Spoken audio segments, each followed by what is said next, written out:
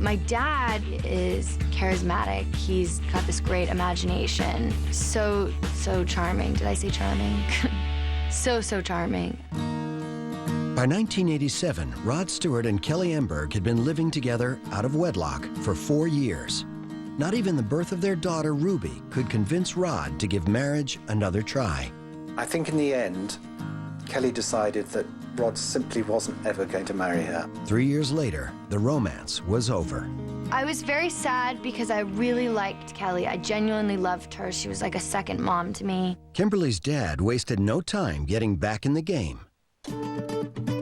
In August 1990, the 45-year-old rock star met a 20-year-old blonde swimsuit model in an LA nightclub. Her name, Rachel Hunter. I knew who he was, but I never grew up in any of his music. My dad did, but I never really listened to any of his music. Rod and Rachel went on their first date the next night. We just got on, our chemistry. It was like soulmates. We clicked completely. After that dinner, I went back to New York. Hadn't done the deed yet. Kept him waiting because I figured that he was used to getting that. The first time I met Rachel, my dad introduced her as his accountant. She had like a small, like white skirt on, like tube top, and I was like, wow, it's not like a hot accountant. But I liked Rachel when I met her, and you know, she was close to my age, so it was very easy to get along with her. Shortly after Hunter's 21st birthday, Stewart did the unthinkable. He sent me flowers, and he flew out to New York, and 3 weeks later he asked me to marry him. Over the tuna fish sandwich. I knew immediately this was the one for me, as you said there. She struck me as being someone who had a great deal of energy and being very sociable, which of course you are, darling. Apart from the obvious attributes, you know, that's the first thing that struck me.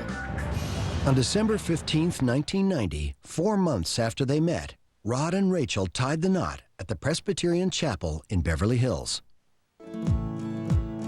It was gorgeous. It was amazing. It was straight out of, like, a fairy tale. The couple quickly began building a family. On June 1st, 1992, they celebrated the birth of Stewart's 5th child, daughter Renee. A son, Liam, followed 2 years later. I was excited for brothers and sisters, you know, because I got to, like, change their nappies and pretend I was mom, and, you know, so it was fun for me. Rod was having a blast, too. Mrs. S says that she likes the bed. The bed It's not big enough for us, dear. You know, you throw your arms out in the middle of the night. This is a lovely bed. It is a nice bed. It's just not big enough because she's a big girl and I'm fairly big too. Long in the legs, so we need something a little broader. Marital bliss aside, Rod never let Kimberly forget who came first.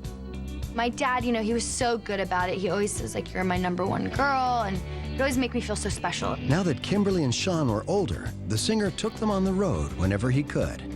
We'd go into the band members' rooms, like the guitar player, and we'd get their key, and, like, we would totally trash their room. Like, we'd take out all the light bulbs, we put the mattress on the porch, and then there's this one time that my dad got, like, 12 chickens and put them in the drummer's room, and they were just, like, all over the place, and, like, that was our entertainment when we were there. Kimberly had a blast, but didn't plan on following in Dad's footsteps. Instead, she followed Mom's. The 15-year-old zeroed in on modeling.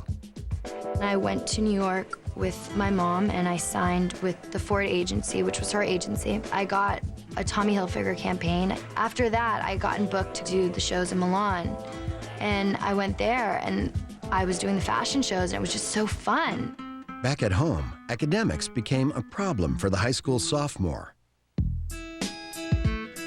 Kimberly bounced from Buckley to Beverly Hills High to Concord High in Santa Monica. Her grades improved, but Kimberly found her social niche outside the classroom. I was just always with my brother and his friends. I always hung out with the boys, which, you know, always gets me into trouble because all of a sudden I'm dating everyone I'm hanging out with. The teenager began dating 20-year-old Scott Kahn, the son of actor James Kahn. Scott was definitely her first boyfriend, her first love. Scott was about 4 years older than Kimberly, and I was a little nervous about it because I thought, wait a minute, he's just too old and too mature to be going out with her. Scott has this ability to make you feel safe and taken care of. And I think that that was really awesome for Kimberly because she was so used to, you know, feeling maybe out of place. My dad was so chill about it. He would always be like, what, you guys shagging? And I'd be like, oh my God, Dad. So embarrassing. Kimberly's relationship with Alana was more contentious. We clashed a lot. You know what I mean? I was the bull and she had a china shop and I was like going crazy in it. It was difficult. There were times when she was, especially when she was like 16 and 17, that sometimes I felt like I was in a bad marriage. I sometimes felt like their anger at their dad not being around would get directed at me. If she and her mom, you know, had a problem and I got the call, would you please talk to your goddaughter, which I did a few times. I got involved a few times. Kimberly didn't like the word no, and she would always find a way around it. In 1997, Kimberly graduated from Concord High and was anxious to start living.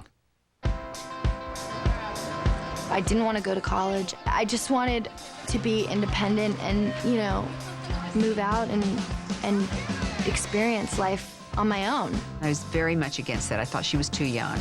And I wanted her to go to college, but she didn't want to go to college. If I said no to something, she'd go to Dad. And he thought it was okay for her to get her own apartment. When I was getting out of high school and trying to kind of make my own way into the world, I would get concerned and insecure. So obviously, people have a lot of preconceived notions of, you know, a spoiled little brat or, you know, this crazy rock star's daughter. While Kimberly was determined to shed her pampered image, the pressure to conform took hold.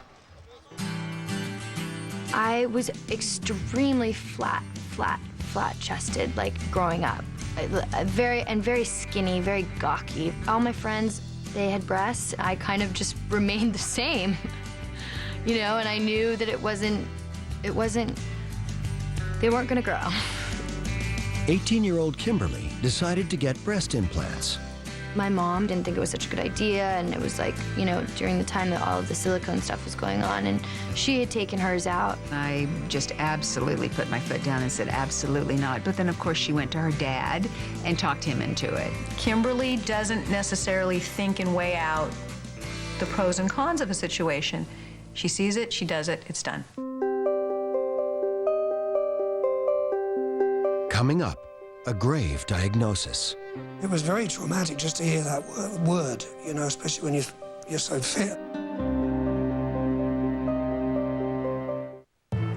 At Stouffer's, our lasagna is America's favorite for what we put in.